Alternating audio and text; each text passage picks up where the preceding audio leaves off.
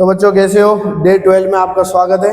हम लेके आए 12th का पहला चैप्टर इलेक्ट्रोस्टैटिक्स और इसके इंपॉर्टेंट क्वेश्चंस जो आपके नर्सिंग में एम्स में पूछे जा सकते हैं और रीनीट में भी आ सकते हैं। ठीक है, तो चैप्टर है अपना इलेक्ट्रोस्टैटिक्स, स्थिर वैद्युतिकी। ठीक है, स्थिर वैद्युतिकी का मतलब क्या होता है पहले हम वो समझ लेते हैं बच्चों।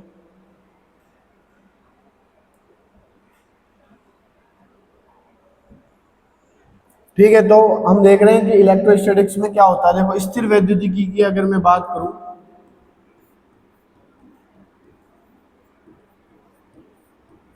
इलेक्ट्रोस्टैटिक्स, तो आपको मोटा मोटा मैं ओवरव्यू बता देता हूँ इस चैप्टर का। सबसे पहले हमारा जो क्वेश्चन बनेगा वो बनेगा Q बराबर plus minus n, quantization of charge से। दूसरा बनेगा हमारा किससे? कूलाम्स लॉ से, कूलाम के नियम से, K Q1 Q2 upon r square, ये F हो जाएगा। तीसरा हमसे इलेक्ट्रिक फील्ड पूछा जाएगा तो KQ अपॉन आर स्क्वायर। ठीक है, फ्लक्स की बात करेंगे तो E डॉट डी ए हो जाएगा बेटा। ठीक है, और फ्लक्स गाउस की लॉ की बात करेंगे तो सिग्मा अपॉन एप्सिलॉन नॉट हो जाएगा। पोटेंशियल की मैं बात करूं तो KQ अपॉन आर आ जाएगा। पोटेंशियल एनर्जी की बात करूं तो KQ1 Q2 अपॉन आर आ जाएगा। ये बेसिक मोटे मोटे हमारे पास फॉर्मूला रहने वाले हैं। और एक हमारे पास टॉपिक आएगा इसमें, कौन सा? डाइपोल, जिसमें ये सारे फॉर्मूलाज पावर में एक इंक्रीज हो जाएंगे। तो देखो, जब when a glass rod is rubbed with silk it gains positive charge because, तो अब किसी भी चीज पे कैसा चार्ज आ रहा है बेटा? चार्ज आता है किसकी वजह से बेटा? इलेक्ट्रॉन की वजह से। किसकी वजह से आता है? इलेक्ट्रॉन की वजह से। अगर मैंने ए को इलेक्ट्रॉन दे दिए तो इलेक्ट्रॉन पे कैसा है? माइनस, तो इस पे भी कैसे आएगा? माइनस। अब ये इलेक्ट्रॉन में कहाँ से लेके आया? बी से लेके आया, तो इससे इलेक्ट्रॉन चले गए तो इस पर कैसा आ जाएगा? प्लस। तो जिस पे भी पॉजिटिव आएगा वो इलेक्ट्रॉन को क्या कर रहा है? डोनेट कर रहा है। ठीक है, electron are removed from it. ठीक है, अब कुछ बच्चे कहेंगे सर आप प्रोटॉन जोड़ भी तो सकते थे। तो बेटा, प्रोटॉन को ट्रांसफर करना इतना ईजी नहीं होता। अगर आपको चार्ज एक ऑब्जेक्ट से दूसरे ऑब्जेक्ट में भेजना है तो आपको इलेक्ट्रॉन ही ट्रांसफर करना रहेगा। ठीक है, तो electron are removed from it. चलिए नेक्स्ट क्वेश्चन पे बढ़ते हैं। The minimum possible magnitude of charge that can exist freely, तो हमने क्या बताया था? क्वांटिजेशन प्लस माइनस एन, और इसमें मिनिमम पॉसिबल चार्ज किसके इक्वल है? इलेक्ट्रॉन के चार्ज के। इलेक्ट्रॉन पे चार्ज कितना होता है भैया? 1.6 10 की पावर माइनस 19 कूलम होता है। इसी को हम क्वांटा ऑफ चार्ज भी बोलते हैं बेटा। इलेक्ट्रॉन ही क्या है? क्वांटा है आवेश का। चलिए आगे बढ़ते हैं। 2 point charges separated by a distance r in air exert F force on each other if they are in a medium of dielectric constant K at the same distance the new force will be।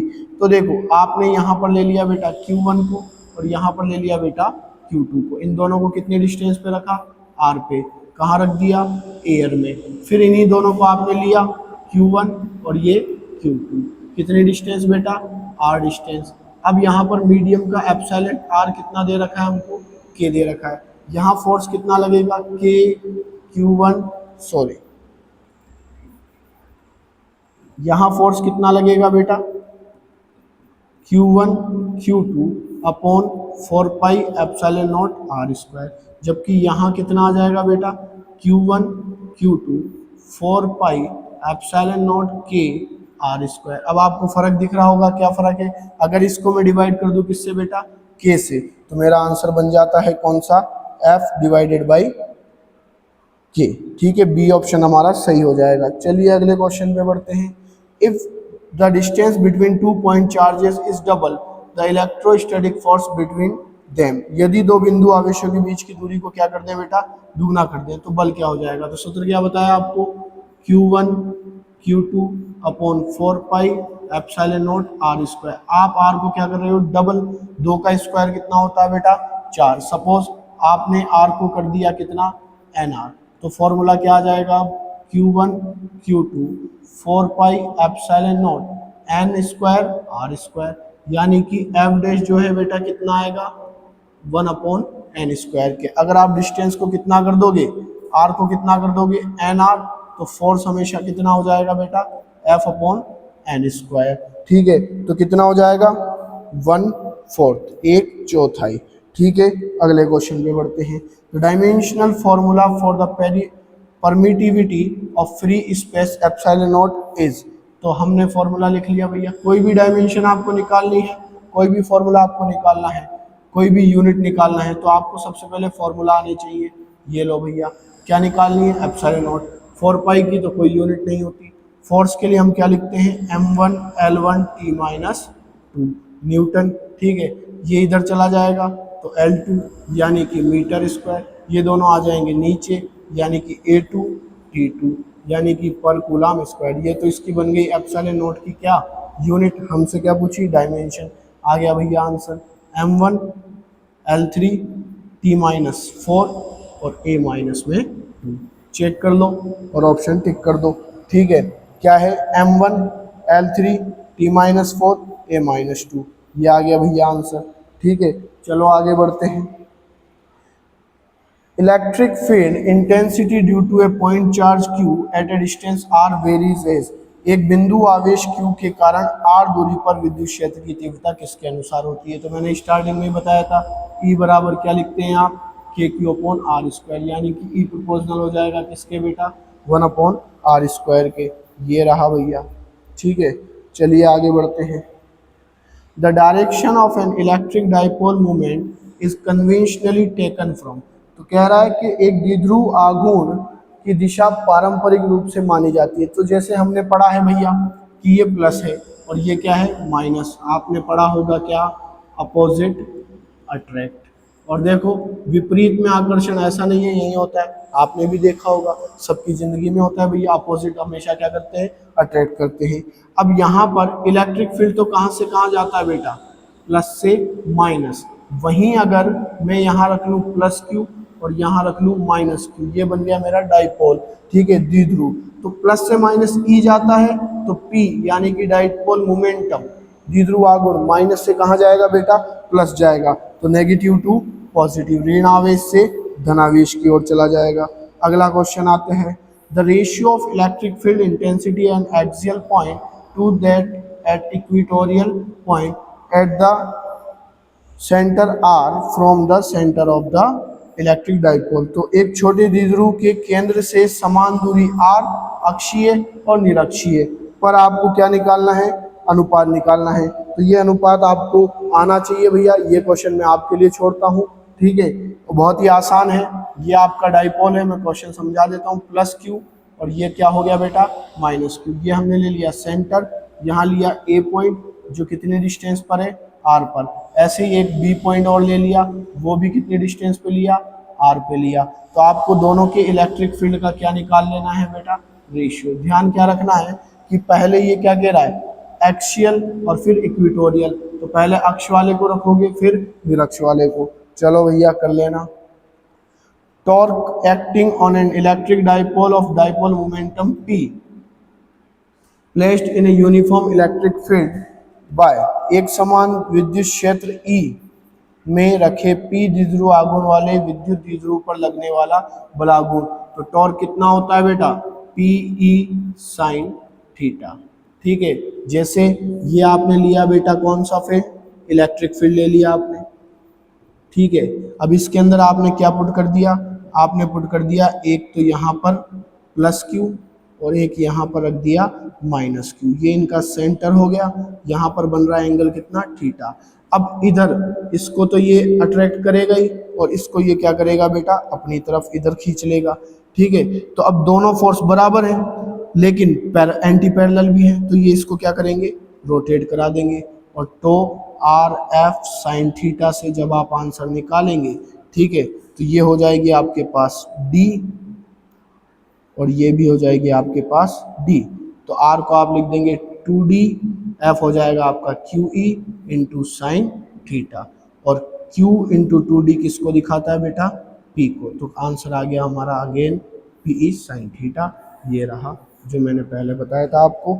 ठीक है, अब यहाँ पर जो answer है उनमें sine cos नहीं, sign नहीं दिया, तो साइन थीटा को अगर हटाएंगे ये क्या है? सदिश। ये भी क्या है? सदिश। ये भी वेक्टर और ये भी वेक्टर। तो हम क्या लिख देंगे बेटा? P क्रॉस में E लिख देंगे बेटा। हम क्या लिख देंगे? P क्रॉस में। अब गलती क्या होगी कि E क्रॉस P करके आ जाओगे, ये गलत है बेटा। सही कौन सा है? P क्रॉस E वाला सही है। चलो आगे बढ़ते हैं।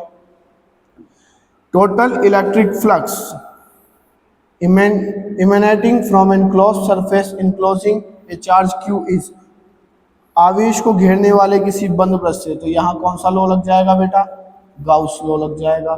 और गाउस लॉ क्या कहता है, कैसी भी ज्योमेट्री कोई भी ऑब्जेक्ट हो आपके पास, आपको क्या निकालना है, फ्लक्स, तो आप क्या लिख दो, sigma Q upon epsilon not. और ये क्या है, इनर चार्ज या इनर चार्ज, अंदर का आवेश लेना है निकाय के, बाहर कितना पड़ा है उससे मतलब ही नहीं है।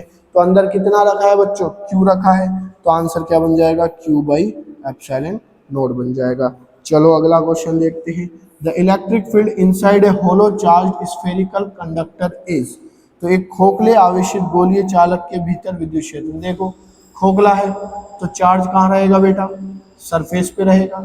जब अंदर चार्ज ही नहीं है उसके, जब अंदर यहाँ पर Q कितना है, जीरो, तो फाई भी कितना होगा, जीरो, और जब फाई जीरो है तो E भी क्या हो जाएगा बेटा, जीरो हो जाएगा। तो आंसर क्या हो जाएगा मेरा, जीरो।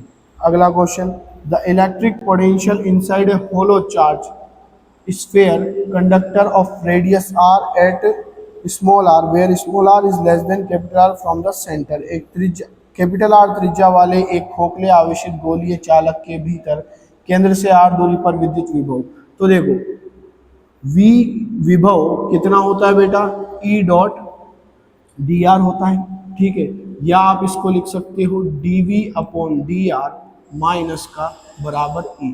अब अंदर हमने पढ़ा कि होलो जो होगा उसके अंदर E कितना आएगा, जीरो आएगा भैया। अब E जीरो आया है, यानी कि आप क्या कर रहे हो, डिफरेंशिएशन कर रहे हो, यहाँ पर अवकलन कर रहे हो, तब E आ रहा है। तो अवकलन जीरो कब आता है, जब ये चीज कैसी होती है बेटा, कांस्टेंट होती है, कैसी होती है, कांस्टेंट होती है। तो अंदर क्या रहेगा भैया, constant and equal to the potential of the surface, ठीक है। तो एक चीज मैं आपको यहाँ सिखा देता हूँ कि अगर E जीरो है देन V हमेशा कैसा होगा, कांस्टेंट होगा।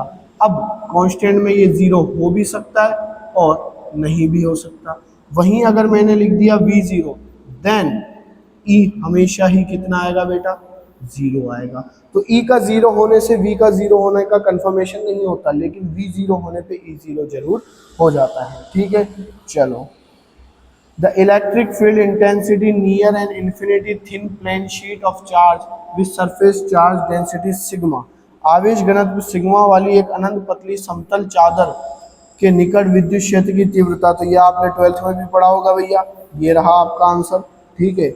चलो, electric potential V at a distance r from a point charge varies as, एक बिंदु आवेश के कारण, तो मैंने शुरू में फॉर्मूला क्या बताया बेटा आपको, KQ बटा R, यानी कि V समानुपाती क्या हो जाएगा बेटा, 1/r के हो जाएगा। तो ये रहा आंसर आपका पहला वाला ही। अगला देखते हैं, the work done in moving a charge of 2 coulomb from one point to another point on equipotential surface, समविभव पृष्ठ पर 2 कूलम को एक से दूसरे बिंदु पे, देखो अगर आप A से कहाँ जाते हो बेटा, B तक जाते हो किसी चार्ज को Q को लेके, तो ऑब्वियस सी बात है आपको क्या करना पड़ेगा, वर्क करना पड़ेगा। और ये वर्क किस पे डिपेंड करता है, पोटेंशियल पे, तो W हमेशा कितना आता है, QV पे। अब यहाँ बात किसकी हो रही है, इक्विपोटेंशियल सरफेस, यानी कि समविभव पृष्ठ, यानी कि इसके हर बिंदु का विभव, ये A, ये B, ये C और ये D, सबके विभव क्या होंगे बेटा, बराबर ही होंगे। तो जब सबके विभव, सबके पोटेंशियल बराबर है, तो आप यहाँ से यहाँ जाओ, यहाँ से यहाँ जाओ या यहाँ जाओ, कहीं भी चले जाओ आप, आपको वर्क कितना देखने को मिलेगा बेटा, जीरो ही देखने को मिलेगा। तो आंसर क्या हो जाएगा हमारा, जीरो हो जाएगा, ठीक है। अगला question, the angle between an equipotential surface and electric field lines, तो ये मैंने इलेक्ट्रिक फील्ड लाइंस खींची। अब मुझे क्या चाहिए, मुझे ऐसा सरफेस चाहिए जिसके हर पॉइंट का पोटेंशियल क्या हो, सेम हो। यहाँ पर आपने पॉइंट लिया A, यहाँ पर आपने पॉइंट लिया B, हमने क्या लिखा, E dot D R negative बराबर B, यानी जैसे जैसे आगे बढ़ेंगे वैसे वैसे पोटेंशियल क्या होगी, कम। लेकिन अगर मैं यहाँ पर कुछ लाइंस ड्रॉ कर दूं ऐसे, तो ये सारे पॉइंट सेम डिस्टेंस पर आ रहे हैं बेटा, इसी सेम डिस्टेंस पे अगर इसी एक्सिस पे मैं एक प्लेन बना दूं इस तरीके से और ये इलेक्ट्रिक फील्ड ले लूं तो कितने डिग्री का एंगल बनेगा बेटा? 90 डिग्री का बनेगा। तो आंसर क्या हो जाएगा हमारा? 90 डिग्री हो जाएगा। चलो, the relation between electric field E and electric potential V is given by. तो मैं बार बार आपको बता चुका हूँ कि E बराबर क्या होता है? माइनस का dV अपॉन dr, या V बराबर आप क्या लिख दोगे? माइनस का E डॉट dr। ठीक है, तो दोनों में से जो भी दिया जाएगा वो आपका क्या हो जाएगा बेटा? आंसर हो जाएगा। The capacitance of A parallel plate capacitor doesn't depend on. तो सबसे पहले हम पैरेलल प्लेट कैपेसिटर को लेते हैं। क्या होगा बेटा? एक पर कैसा चार्ज होगा? प्लस क्यू, तो दूसरे पर कैसा होगा? Minus Q. टोटल चार्ज कितना आ जाएगा बेटा? 0। ये डिस्टेंस कितनी हो गई? d। इसका एरिया कितना ले लिया हमने? a। तो कैपेसिटेंस कितनी होगी? a epsilon not upon d। यानी आप प्लेट का एरिया बढ़ाओगे कैपेसिटेंस बढ़ जाएगी, ये बढ़ाओगे कैपेसिटेंस कम हो जाएगी। और क्या इंट्रोड्यूस करोगे यहाँ पर? मीडियम इंट्रोड्यूस करोगे तो भी कैपेसिटेंस क्या हो जाएगी? चेंज। इस तरीके से a epsilon not epsilon m epsilon r upon में d। ठीक है, तो किस पे डिपेंड नहीं कर रही? चार्ज पे तो डिपेंड ही नहीं कर रही ना। तो एरिया ऑफ द प्लेट बिल्कुल करती है depend, distance between the plates करती है डिपेंड, ठीक है, मीडियम बिटवीन द प्लेट्स बिल्कुल डिपेंड करती है, metal of the plates not depend, not depend. ठीक है, तो इस पे डिपेंड नहीं करती। तो आंसर हमारा कौन सा होगा भैया? आंसर हमारा यही हो जाएगा, यही हमारा क्या हो जाएगा बेटा? आंसर। क्योंकि उसने क्या पूछा था? नॉट डिपेंड, निर्भर नहीं करती। तो 3 पर तो करती है ना, चौथे पे ही नहीं करती। चलो अगला question. If A dielectric slab of dielectric constant K is introduced between the plates of an isolated capacitor, its capacitance। दो एक विलगित आवेशित संधारित्र की प्लेटों के बीच K पराविद्युतांक की पट्टी। तो अभी मैंने बताया आपको कि Cm बराबर क्या हो जाएगा बेटा? A epsilon not K divided by D। ठीक है, तो अब आपने जब पट्टी रख दी तो K का जो वैल्यू होता है वो हमेशा क्या होता है बेटा? Greater than 1। तो 1 से ज़्यादा से मल्टीप्लाई करोगे तो कैपेसिटेंस में क्या देखने को मिलेगा आपको? इंक्रीजमेंट। अगर आपको कैपेसिटेंस ढंग से ही समझना है तो आप थोड़ा चैनल पे नीचे स्क्रॉल करोगे तो आपको एक वीडियो मिल जाएगी कैपेसिटेंस और कैपेसिटर वाली, उसको आप चेक कर सकते हो सकता है तो हम यहाँ आई बटन पे भी उसको लिंक करवा देंगे। ठीक है, क्वालिटी थोड़ी लो है और कंटेंट हाई है। Two capacitors of capacitance 3 microfarad 6 microfarad are connected in series. देखो, जब भी आप कैपेसिटर को किस में लगाओगे बेटा? सीरीज में लगाओगे तो इक्विवेलेंट कैपेसिटेंस हमेशा किससे आएगी? 1/C1 1/C2 plus up to 1/Cn। और अगर आप पैरेलल में लगा दोगे, ठीक है, तो इक्विवेलेंट कितना आ जाएगा? C1 plus C2 plus up to Cn आ जाएगा। ठीक है, ये बच्चों के साथ दिक्कत आती है कि फॉर्मूला सर याद नहीं रहते, एक जगह नहीं रहते, तो हमने टेलीग्राम चैनल में एक फॉर्मूला शीट डाली है, आप लिंक पे क्लिक करो, ठीक है, आपको शीट मिल जाएगी। अब यहाँ पर हमारे पास कितने कैपेसिटर है बेटा? 2। कौन से कॉम्बिनेशन में? सीरीज में, श्रेणी क्रम में है। तो हम क्या लिखेंगे? 1/C equivalent 1/C1 plus 1/C2।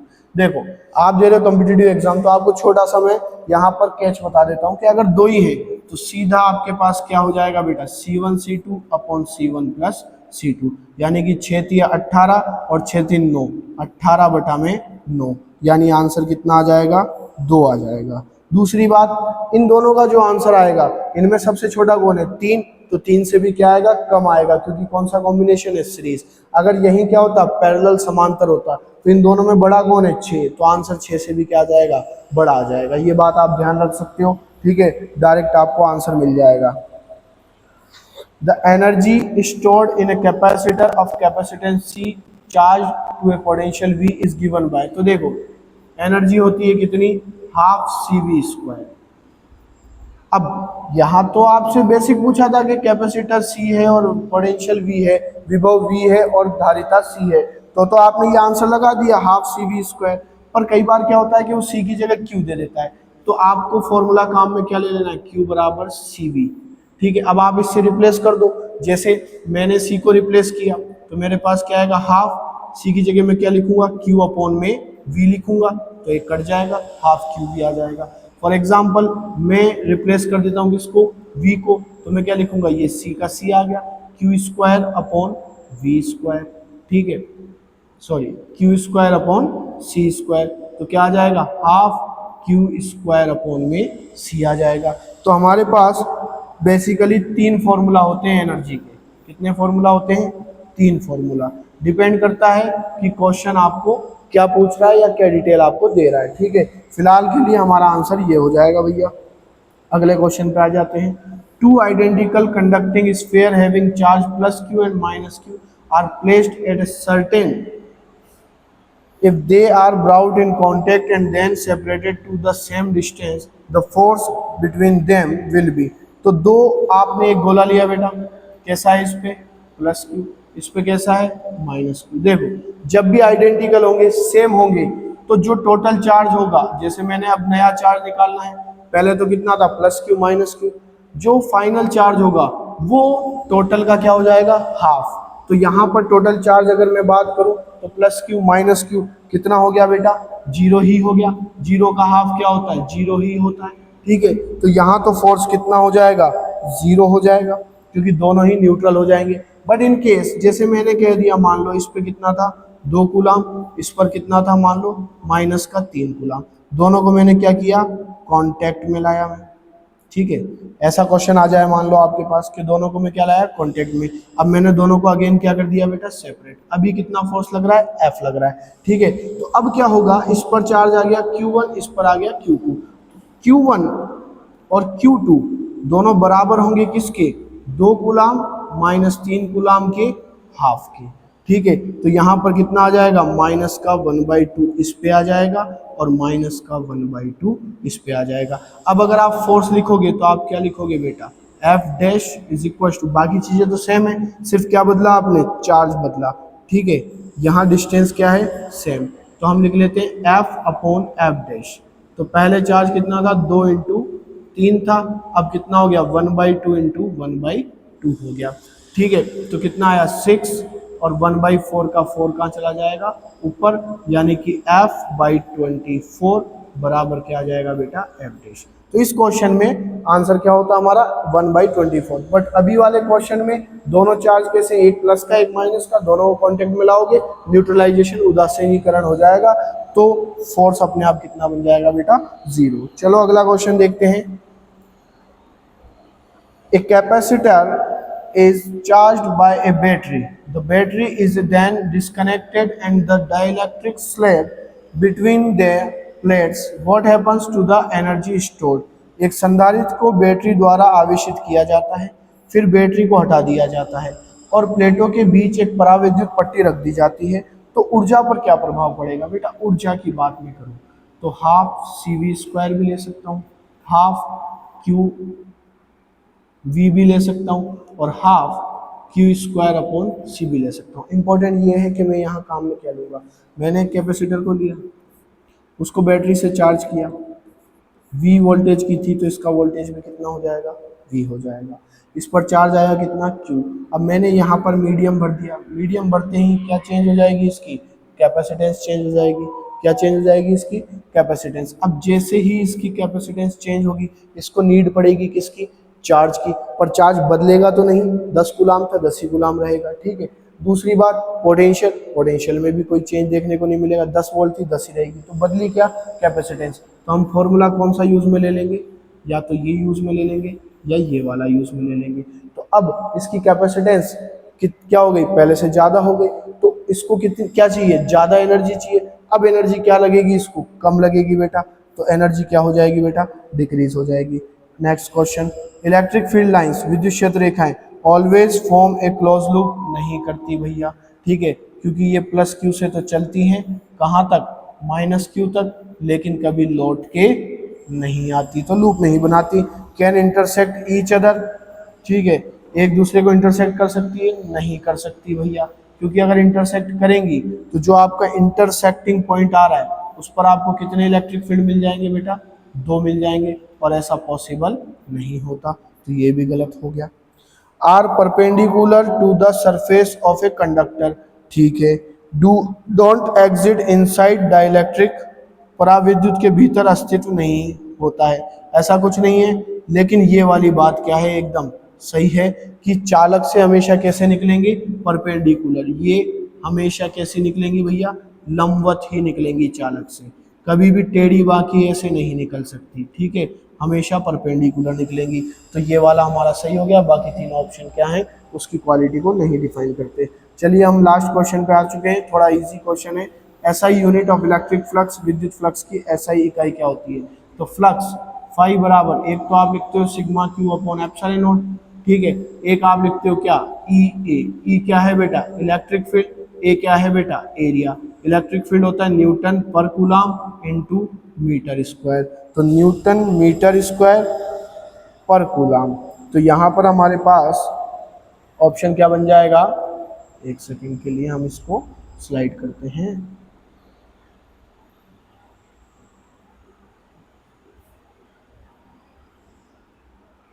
ठीक है, तो देखो five is equal to E into A. अब ई क्या है बेटा, एफ अपॉन में क्यू है, तो एफ अपॉन में क्यू यानी कि न्यूटन अपॉन में कूलम, और यहाँ क्या आ जाएगा, मीटर का स्क्वायर। तो न्यूटन मीटर स्क्वायर पर कूलम स्क्वायर, यहाँ में स्प्रिंट है भैया, ये आ जाएगा। ऐसा नहीं है, यहाँ आप देखो इलेक्ट्रिक फील्ड को हम लिखते हैं बेटा क्या, वोल्ट पर मीटर, और साथ में क्या मल्टीप्लाई होगा, मीटर स्क्वायर। तो फिर ये आंसर भी सही है, ठीक है। तो अगर यहाँ 2 होता तो ये भी सही होता, पर यहाँ 2 नहीं है, हमारा आंसर कौन सा सही होगा, वोल्ट इंटू मीटर होगा। यहाँ आपकी वीडियो होती है खत्म, हमने आपको आंसर की भी प्रोवाइड कराई है, ठीक है, आप चेक कर सकते हो आराम से अपने टेलीग्राम चैनल के लिंक पे जाके। आज के लिए इतना काफ़ी है, ठीक है, फिर मिलेंगे आपसे एक नई वीडियो नए टॉपिक के साथ, और ऐसे ही आप तैयारी करते रहें, आगे बढ़ते रहें। जय हिंद, जय भारत।